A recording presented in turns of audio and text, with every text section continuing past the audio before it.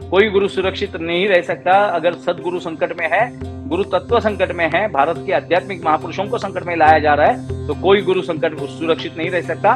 मुझे कभी कभी ऐसा लगता है कुछ जो दलाल एजेंट नाम के गुरु बिठाए गए हैं, जो बवंडर मचाते हैं धर्म कांड का, कर्म कांड का, और अपने आप को बड़ा शक्तिशाली बताते हैं, और वो बताते हैं अपना कोई लेना देना नहीं है।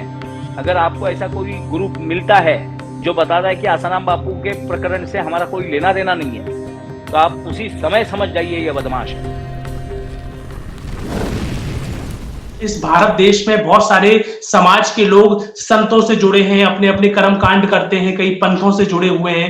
हिंदू धर्म की बात कर लेते हैं तो कई लोग जब हम सवाल करते हैं ना, तो कई लोग हमसे बोलते हैं कि भाई चलो बापूजी से हमको क्या लेना देना, और भाई हम तो, हमारे गुरुजी अलग है, हमारा कर्मकांड अलग है, हम अपने कर्मकांड में मस्त हैं, हमको बापूजी से क्या लेना देना। फिर हम पूछते हैं कई लोगों से, तो कुछ लोग बोलते हैं कि भाई ठीक है, अब हम क्या कर दें, हमारी इतनी समस्या है, एक बापूजी गए तो सही हो जाने दो ना, और क्या करें। फिर कुछ लोग ऐसा बोलते हैं कि भाई अब हम देखो, बापूजी का इतना बड़ा नेटवर्क था, अब उनको संभालना था, उनकी जवाबदारी है, हम हमारे गुरु पे मस्त हैं, हमारे गुरु अलग है, सब कुछ है। तो मेरा सबसे अहम सवाल है भाई जी कि जब बॉडी का एक अंग डैमेज होता है तो क्या उसका ट्रीटमेंट एक भ्रष्ट तंत्र के माध्यम से, के माध्यम से उस डैमेज अंग को डैमेज किया जा रहा है, तो क्या उसके साइड इफेक्ट नहीं होंगे।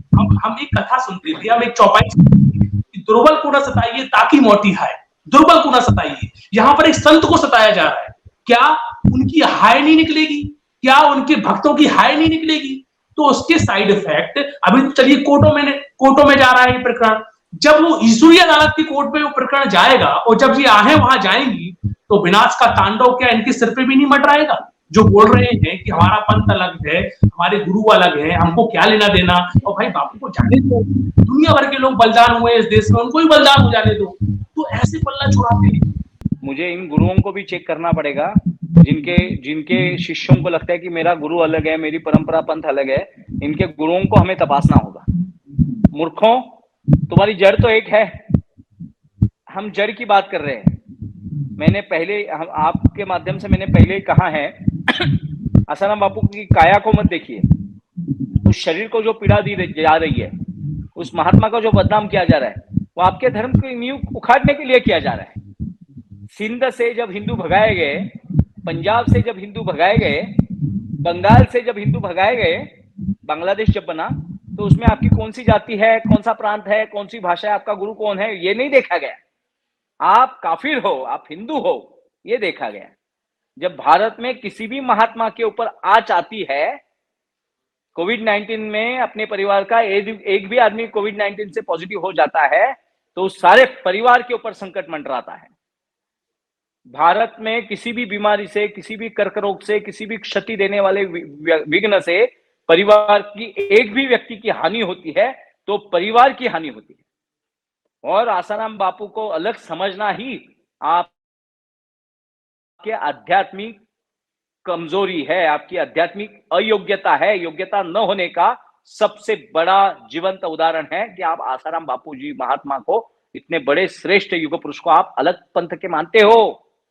एको हम बहुश्यामी, हरि अनंत, हरि कथा अनंता, अनंत में बसे इस गुरु तत्व के प्रमुख अधिकारी को आप अलग मानते हो। यही आपकी अयोग्यता है, आपकी कमी है। आपका सांप्रदाय, आपका पंथ मैंने पहले ही आपके पास नोट किया है, सूचना दी है कि मैं आसाराम बापू का दीक्षित नहीं हूं, मगर मैं एक सच्चा हिंदू हूं, और मेरे धर्म के महात्मा को कलंकित करने वाली दुष्ट शक्तियों का निर्दालन करना, उसका विरोध करना और मेरे महात्माओं का रक्षण करना, वो मेरा कर्तव्य है। धर्मो रक्षिता रक्षिता, धर्म की रक्षा अगर मैं करूंगा तो वही धर्म मेरी रक्षा करेगा।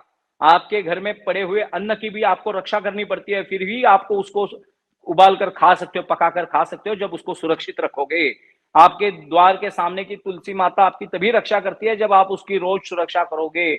आपके सूर्य नमस्कार, आपकी योग आसन, आपकी ध्यान धारणा की आप रक्षा करो, वो ध्यान धारणा आपकी रक्षा करेगी। जीव जीव से जीवनम, ये जैसा सूत्र है, वैसे आपके कर्म ही आपकी रक्षा करते हैं।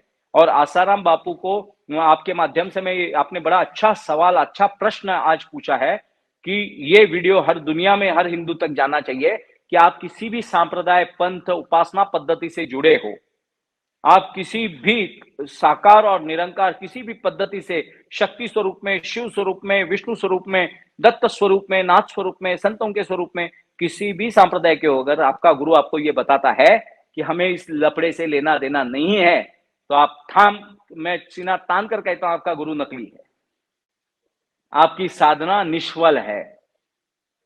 आपकी आध्यात्मिक, राम जी को वनवास भुगतते समय जो असुरों का नाश करना पड़ा, अयोध्या में असुर गए नहीं थे, वो जो वन वन भटके और साधु सज्जनों की रक्षा की, क्योंकि सत्य की रक्षा करने वाले संतों की रक्षा होनी चाहिए, सत्य को जनमानस तक पहुंचाने वाले संतों की रक्षा होनी चाहिए। इसके लिए राम जी ने वनवास स्वीकार किया और उस वनवास के दरमियान असुरों का निर्दालन किया है। उनको पीड़ा व्यक्तिगत नहीं हुई थी, साधु को पीड़ा माने धर्म को पीड़ा। अगर कोई सांप्रदायिक, कोई साधु के, कोई गुरु के ऐसे चेले बोलते हैं कि इससे हमारा क्या लेना देना, हमारे तो गुरुजी मजे में मौज कर रहे, फल खा रहे, तो वो गुरुजी भी नकली है और वो चेले भी नकली है। आपके भारत के आध्यात्मिक योगिक क्षेत्र से जो भी बड़ा अधिकारी संकट में आएगा, इसके कारण है आपकी धर्म संकट में आया है, आपका सांप्रदाय, आपका। ये तो राजनीतिक पार्टियों वाली बात हुई ना कि मेरा पक्ष का नेता मर गया तो मैं मेरी मां को बेवा कर दूं। एक राजनीतिक दल का अगर नेता मर जाता है तो अपनी मां बेवा नहीं होती है, मगर साधु संतों के बारे में ऐसा होता है कि अगर साधु संकट में आता है तो साधना संकट में आती है, धर्म संकट में आता है। बापू अगर विदेशी साधनाओं के कोई गुरु होते थे ना, मैंने केरला का उदाहरण दिया, वो केरला का जो रेपिस्ट है, 30 से 35 नन्स ने उसके ऊपर आरोप लगाए हुए हैं और वो साक्षीदार बनी, पक्की साक्ष्य दी कोर्ट में, फिर भी ईसाई जगत ने प्रेशराइज करके उसको निर्दोष मुक्त किया, उस पादरी को, मिशनरी को। उनकी नन्स ने कहा है, उनकी साधिकाओं ने कहा है ईसाई धर्म की, कि बिना नन्स होना है तो बिना शरीर दिए हम नन्स ही नहीं हो सकते हैं। हमारे ऊपर निरंतर रेप करता था, निरंतर हमारा शोषण करता था और विकृति उसमें इतनी कूट कूट कर भरी थी कि लैंगिक साधनों को भी इसे हमको लाना पड़ता था, अलग अलग सेक्स प्रोडक्ट्स को हमको लाकर देना पड़ता था उसको, और वो उजले माथे से घूमता है और एक साधु बदनाम होता है, तो इससे कोई सांप्रदाय इस अग्नि से बच नहीं पाएगा। आपके घर को आग लगी है तो हर कमरा जलेगा। भारत की आध्यात्मिक साधना को बदनाम करने के लिए आज कोई अगर गुरु परंपरा से कहते कि हमारा गुरु सुरक्षित है, तो आप मूर्ख हो, वो गुरु ही नहीं है। कोई गुरु सुरक्षित नहीं रह सकता। अगर सदगुरु संकट में है, गुरु तत्व संकट में है, भारत के आध्यात्मिक महापुरुषों को संकट में लाया जा रहा है, तो कोई गुरु संकट सुरक्षित नहीं रह सकता। मुझे कभी कभी ऐसा लगता है कुछ जो दलाल एजेंट नाम के गुरु बिठाए गए हैं, जो बवंडर मचाते हैं धर्म कांड का, कर्म कांड का, और अपने आप को बड़ा शक्तिशाली बताते हैं, और वो बताते हैं अपना कोई लेना देना नहीं है। अगर आपको ऐसा कोई गुरु मिलता है जो बताता है कि आसाराम बापू के प्रकरण से हमारा कोई लेना देना नहीं है, तो आप उसी समय समझ जाइए ये बदमाश है। क्योंकि सच्चा साधु, सत्य साधु को संकट में आते हुए देख नहीं सकता है, सहन नहीं कर सकता है, वो प्रतिकार करेगा, वो विरोध करेगा, उसको कितनी भी राजनीतिक हानि होने दीजिए। पालघर के जो साधु मारे गए, क्या वो साधु हमारे नहीं थे? जो कन्हैयालाल जी की उदयपुर में हत्या हुई, वो कन्हैयालाल हमारे नहीं थे? जो कोले जी की अमरावती में हत्या हुई, वो कन्हैयालाल जी हमारे नहीं थे? जो गोरक्षण के लिए इंदिरा गांधी ने फायरिंग करवा के साधु मार दिए गोरक्षण के लिए, वो साधु हमारे नहीं थे? वो सारे साधु हमारे थे। अगर वो साधु हमारे थे, पालघर में मरे साधु हमारे थे, जितने हत्याएं साधुओं के हुए, लक्ष्मणानंद सरस्वती कंधमाल में हमारे थे, तमिलनाडु के शंकराचार्य को हत्या में फंसाया गया, जयललिता जब मुख्यमंत्री थी, और उसी भीषण कर्म के कारण जयललिता को मुख्यमंत्री पद पर रहते हुए भीषण बीमारियां अचानक से उभर आई और भीषण मृत्यु को सामना करना पड़ा। सारा भौतिक जगत छोड़ना पड़ा, सारा आयुष्य आराम छोड़ना पड़ा और विपदाओं के साथ मरना पड़ा। मैं आध्यात्मिक संकल्प से कहता हूं, जिन जिन साधुओं का छल होता है और छल करने वालों को भीषण भयंकर परिस्थितियों, साधु तो निरंतर आनंद, आत्मानंद में, परमानंद में विलीन होते हैं। वो अपनी जगहों पे स्वस्थ और शांत है, वो अपनी उच्च अवस्था में विराजमान है। दुख इस बात का है कि उनके देह को जो पीड़ा दी जा रही है, वो निष्क्रिय हिंदू समाज के कारण है और संप्रदायों में बटा हुआ आपस की फूट जगत की लूट है। आपस की फूट, तो आप समय संकट में आए तो दुनिया संकट में आई, और दूसरा साधु संकट में आए तो वो हमारे संप्रदाय का नहीं। अरे आपका ऐसा कौन सा संप्रदाय है जो हिंदू धर्म से बिलोंग नहीं करता है? आप तो धर्मद्रोही होंगे जब आप संप्रदाय अलग कहोगे अपना। आप मार्ग कौन सा भी चुन सकते हो अध्यात्म में, हरि अनंत हरि कथा अनंता, ये सत्य है। मगर हरि के ऊपर उठाए गए सारे प्रश्न चिन्हों का विरोध करना सारे हरि भक्तों का कर्तव्य है। फिर वो किसी भी प्रवाह से, किसी भी सांप्रदाय से, किसी भी गुरु से हो। अगर आपका गुरु ये बताता है कि उस झमेले से हमारा कोई लेना देना नहीं, तो वास्तव में वो गुरु उपाधि का अधिकारी नहीं है, वो भौतिक जी जगत का भोगी है। जी भाई जी, मैं आपका ज्यादा समय नहीं लूंगा। एक बहुत ही अहम सवाल अभी जो लास्ट में चल रहा है कि देखिए, हम सत्ता की बात कर लें, हम घर की बात कर लें, या फिर जो बड़े बड़े षड्यंत्र होते हैं, अत्याचार होते हैं, उनकी तह की बात कर लें, तो जयचंद हमेशा आपको मिल जाएंगे। ऐसे जयचंद मिल जाएंगे कि सत्ता में बैठ के पूरा घपलाबाजी करेंगे और लोगों की लुटिया डुबा देंगे और बोलेंगे कि ये नहीं वो नहीं। फिर कभी जो अत्याचार होंगे तो उसके बीच में भी जयचंद मिल जाएंगे। तो जो ये बड़े बड़े प्रकरण खींचते हैं कि अचानक इतनी बड़ी ताकत, जो भी धर्म का प्रचार कर रहे हैं उनके ऊपर ऐसा अत्याचार हो जाता है, तो कुछ खास जयचंद होते हैं जो कि अपना गेम खेलते रहते हैं। ये प्रकरण हर जगह आपने देखा होगा, शिवाजी महाराज के जीवन में, छत्रपति शिवाजी महाराज के जीवन में, या जितने भी बड़े संत जी हुए जी। उनके। तो ये जयचंद्रों की गाथा और इन जयचंद्रों से कैसे लोगों को बचाव मिले, इसका भी थोड़ा सा हल आप बताइए। नहीं, मुझे तो एक अभी मतलब मुझे आनंद होता है कि आज आप जैसे लोग निरंतर लाइव आ रहे हैं। ये इलेक्ट्रॉनिक्स मीडिया, ये सोशल मीडिया का सदुपयोग, धर्म उपयोग आप कर रहे हैं। कोई अच्छी हरकतें, कोई समय को गुजारने के लिए, टाइम पास करने के लिए कोई फालतू फीचरें नहीं देखते हुए, आप जितने भी लाइव आए हुए लोग हैं, आप जैसे लोग हैं, आज भारत को जैसे इसिस ने इस तंत्र ज्ञान का उपयोग करके पूरे दुनिया भर में अपना नेटवर्क फैला दिया है दुष्टता का, उसी तरीके से हम सभ्यता का, सज्जनता का, धर्म का नेटवर्क बलवान करें। और जितने लोग हैं, बहुत ज्यादा है, हिंदुओं में हर प्रांत में हिंदूवादी जाग चुके हैं। मुझे आज भी एक महात्मा मिले, उन्होंने बापू के बारे में पूछा, अरे वो तो इनका ऐसा था, रेप में था। फिर मैंने वो प्रश्न पूछा, क्या आप पक्का बताते हैं वो रेप किया है? आपने देखा है? आपने उस लड़की को मिला है? आप वहां साक्षीदार थे, वीडियोग्राफी बना रहे थे? तो नहीं नहीं, मगर मीडिया में, मीडिया सत्य दिखाती है, इसके लिए आप पक्के हैं? आप मीडिया को भगवत गीता मानते हैं, रामायण मानते हैं, महाभारत मानते हैं?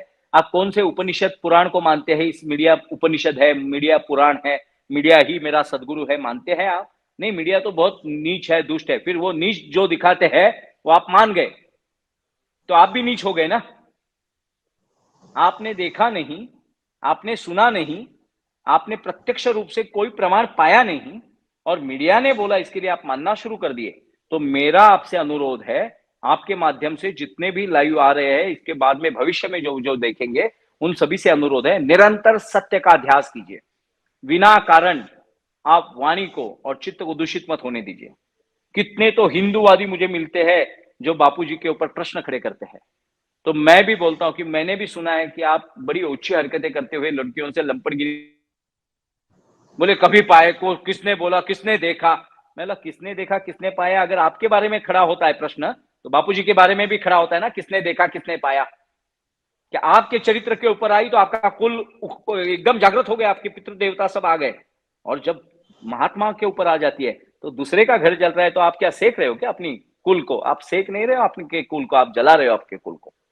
तो मेरा अनुरोध ये है, जो भी धर्मात्मा, देखिए हम मॉडर्न जीवन पद्धति जी रहे हैं और सारे मॉडर्न लाइफस्टाइल को जी रहे हैं, फिर भी हमारा धर्म जागृत है, जीवंत है। मैं आप सभी को धन्यवाद देता हूं कि आप निरंतर प्रयोग कर रहे हैं, और मैं बापूजी को धन्यवाद देता हूं कि 9 सालों से आपसे ये तीव्र उग्र साधना करवा कर ले रहे हैं।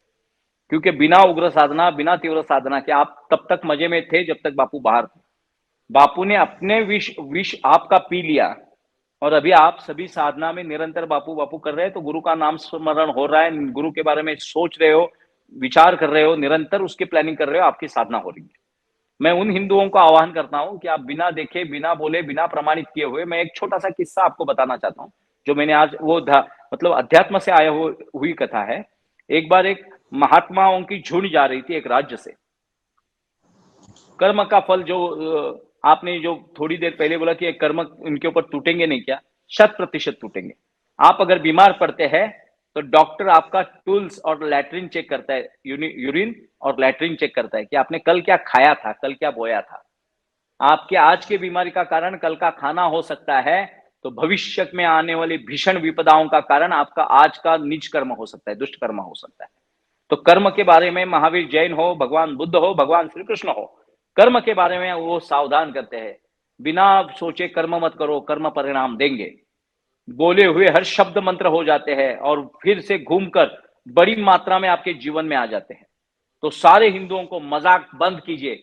आप साधुओं का मजाक नहीं करते। मैंने कई छिछोरे लड़के देखे हैं, कई छिछोरे चैनल्स देखे हैं जो साधुओं को चरित्रहीन दिखाते हैं, जो महात्माओं के चरित्र हनन करते हैं, उनके घर में चरित्रहीनता हुई है। इसीलिए ऐसे नीच और चरित्रहीन संतानें निर्माण हुई जिन्होंने साधुओं का विडंबन प्रस्तुत किया, जिन्होंने साधुओं की अवहेलना की, जिन्होंने धर्म का मजाक बनाया, उनके कुल में चरित्रहीनता हुई है। बिना चरित्रहीनता के कुलद्रोही संतान निर्माण नहीं हो सकती। आपकी मां की कोख कलंकित है, इसीलिए दूसरों के चरित्र के ऊपर आप धावा बोल रहे हो, साधुओं के चरित्र के ऊपर धावा बोल रहे हो। दुष्टों को दुष्ट बोलना यह धर्म है, मगर महात्माओं का चरित्र हनन करना यह पाप है। आपको अजमल कसाब, अफजल गुरु क्या आपके नाना है, दादा है, परदादा है? आप साधुओं के बारे में इतनी निष्ठा भरी बात करते हो। एक अध्यात्म में कथा, बोध कथा आती है, बोध कथा काल्पनिक बोध कथा है, मगर उसका उदाहरण दिया गया है कि एक बार एक झुंड साधुओं की जा रही थी एक राज्य से, और उन्होंने कहा कि यहाँ का राजा महात्मा है, हम खाना खा के जाते हैं इनसे।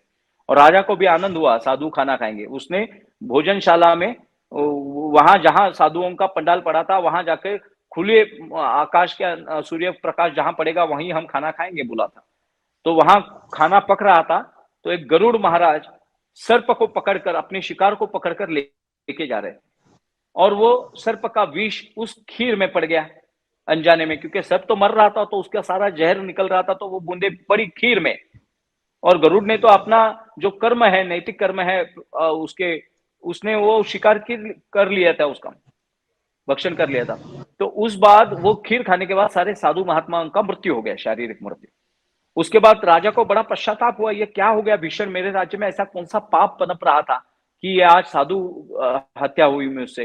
तो ऊपर स्वर्ग में यमराज जी और चित्रगुप्त में, ब्रह्मदेव में भीषण संकट आ गया कि अब इसका कर्म किसको दिया जाए। साधु मारे गए, इसका, ये साधु जो मारे गए, इसका कर्म किसको दिया जाए, क्योंकि जो खाना पका रहा है वो जो महाराज है, आचार्य है, उसका तो दोष नहीं, उसको तो मालूम ही नहीं जहर ऊपर से गिरा है, वो तो खाना पकाने में मस्त है अपना।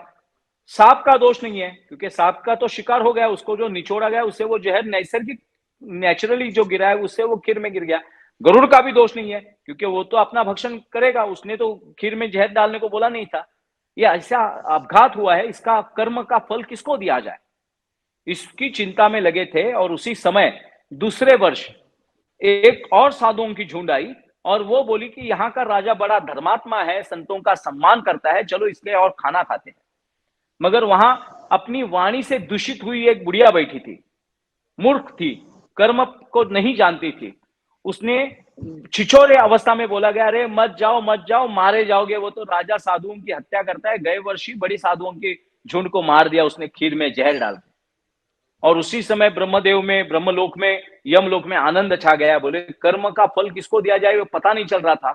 राजा तो निष्पाप था, साधु निष्पाप थे, सांप निष्पाप था, गरुड़ भी निष्पाप था, बनाने वाला आचार्य भी निष्पाप था, फिर किसको कर्म का फल दिया जाए। बोले ये झूठ और असत्य बकने वाली को दे दो कर्म का फल, क्योंकि इसे बिना मालूम, इसको कुछ पता ही नहीं है क्या हुआ है, घटना कैसी हुई है, घटना का सत्य अंतरंग न जानते हुए इसने बवंडर मचाया और साधुओं के मन को कलुषित करके इनमें भय निर्माण किया।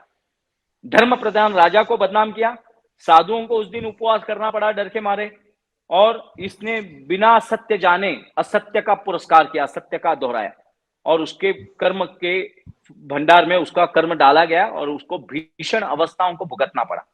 इस कथा का अनुरोध मैं इसलिए कर रहा हूं कि आप जो मुख से निरंतर संतों की बदनामी करने में जो हिंदू लगे हैं, जो बोलते हैं कि हमारे सांप्रदाय से नहीं है, आप मूर्ख हो। आपका सांप्रदाय कहां से आता है? इस धर्म से आता है, इस धर्म की जड़ों से आता है। हर डाली इस जड़ों से जुड़ी हुई है। अगर इस आपकी डाली अगर इस जड़ की नहीं है तो विदेशी शक्ति की दलाली है, ये आप पक्का जान लीजिए।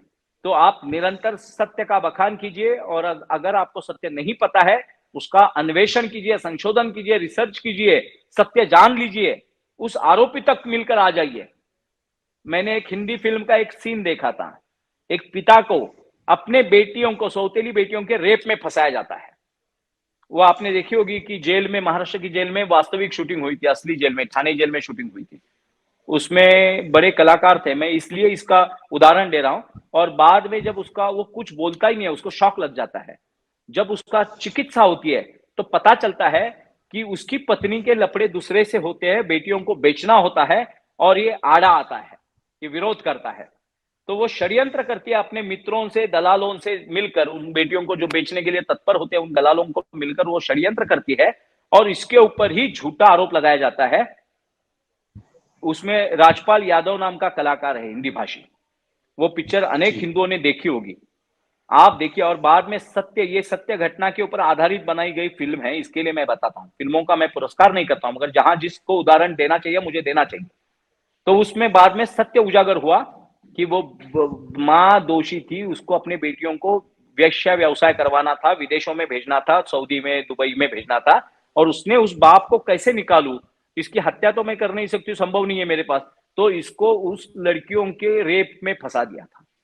और बाद में कई अच्छे लोग मिलकर एकत्रित हुए, और बाद में उन्होंने जाना कि ये मां वेश्या व्यवसाय करवाना चाहती थी, वो बाप उसका विरोध कर रहा था, और इस बाप को रास्ते से हटाने के लिए उसने अपने बच्चियों के रेप में अपने बाप को फंसा दिया। अगर ये सत्य घटनाओं के आधारित फिल्में निकलती है तो भविष्य में ये भीषण सत्य भी उभर कर अग्नि कुंड से आएगा कि बापू पूर्णतः निर्दोष थे, और उनको षड्यंत्र में फंसाने वाले नीच सक्रिय थे, और अपने धर्म की दुहाई देने वाले, अपने गुरु की दुहाई देने वाले हम निष्क्रिय थे। इसीलिए बापू जैसे धर्म पुरुष को इस भारत के धर्म को मारने के लिए फंसाया गया था। आपको याद होगा, लक्ष्मणानंद सरस्वती नाम के महात्मा कंधमाल में, उड़ीसा के कंधमाल जिले में ईसाई नक्सलवादियों ने AK-47 से 90 से ज्यादा आयु के महात्मा को AK-47 से बूंद दिया था। मगर आसाराम बापू एक शक्तिशाली महात्मा होने के कारण, प्रचंड प्रभावशाली महात्मा होने के कारण, पूरे विश्व भर में उनका परचम छाता है, इसके कारण उनको गोलियों से बूंदना इनको संभव नहीं हुआ। और अगर गोलियों से बूंदते थे तो वो तो मरते नहीं थे, मगर मारने वालों के सारे कुल मर जाते थे। इसीलिए उन्होंने एक नया षड्यंत्र किया कि भारत के चरित्र को बदनाम करना है, और उसमें ये बिके हुए पत्रकारों को पैकेज दिए गए। बिना पैकेज के इन्होंने इतनी दिन रात न्यूज नहीं चलाई। इनके एक एक सेकंड का पैसा लगता है, एक मिनट का पैसा लगता है। तो दिन रात जब ये आसाराम बापू के और भारत के अध्यात्म को चरित्र हनन कर रहे थे, भारत के अध्यात्म को लांछन लगा रहे थे, तो इनको पैकेज दिए गए थे। एक एक सेकंड का आपने देखा होगा, आपको एडवर्टाइज देनी होगी, आपके किसी प्रोग्राम को टीवी पर दिखाना होगा, तो ये भारी मात्रा में पैकेज लेते हैं। तो दिन रात बापू के पीछे पड़े रहे। एनिमेशन फिल्में तैयार की इन्होंने, छोटी छोटी स्लीवलेस डाल के एनिमेशन फिल्में में औरतें दिखाई गई, उन औरतों के छातियां दिखाई गई। मुझे शर्म आती है, पश्चाताप होता है इन शब्दों का उच्चार करते समय, मगर यह करना आवश्यक है, ये चिकित्सा है। जैसे डॉक्टर को ऑपरेशन करते समय शरीर के किस अंग से पीड़ा है, उसी अंग से उसको ऑपरेशन करना पड़ता है, शल्य चिकित्सा करनी पड़ती है। वैसे भारत के अध्यात्म के कलंकित करने वाले, षड्यंत्र को उजागर करने वाले सारे शब्दों का मुझे प्रयोग करना पड़ेगा। मैंने आसाराम बापू और सारे साधकों के अंतरात्मा को जाना है। मैं आसाराम बापू जी का साधक नहीं हूं, निरंतर बोलता हूं, मगर मैं सारे महात्माओं का चरणदास हूं, जिन महात्माओं के कारण आज भारत बचा है। तो मैं सारे हिंदूवादी हो या हिंदू समाज के सारे घटक हो, आप बौद्ध हो, सिख हो, जैन हो, महानुभ हो, वारकरी हो, कोई भी लिंगायत हो, शैव हो, वैष्णव हो, शाक्त हो, गणपत्य हो, स्मार्त हो, आप जिस भी परंपरा से आते हो, आपकी सारी जड़ें इन संतों में हैं। इन संतों को कलंकित होते देखोगे, खत्म होते देखोगे, तो वो खत्म तो होने वाले है नहीं, मगर आपका कुल नष्ट हो जाएगा, ये निश्चित है। इसी कारण आपके माध्यम से मैं निरंतर हाथ जोड़कर, सर नीचा कर बताता हूं कि भारतवासियों जाग जाओ। ये हमें कोई पब्लिसिटी की आपकी आवश्यकता नहीं है कि किसके माध्यम से हम अपनी पब्लिसिटी करें, हमारे जन्मदिन मनाएं। हमें तत्परता है, तन्मयता है अपने परमेश्वर स्वरूप संतों के रक्षा करने, उनके आशीर्वाद से। और ये हमारी तो साधना चालू है, ये विनय भाई हो या जो भी है, हम लोग साधना में, रूपेश भाई है, हम लोग अपने साधना में लगे हुए हैं।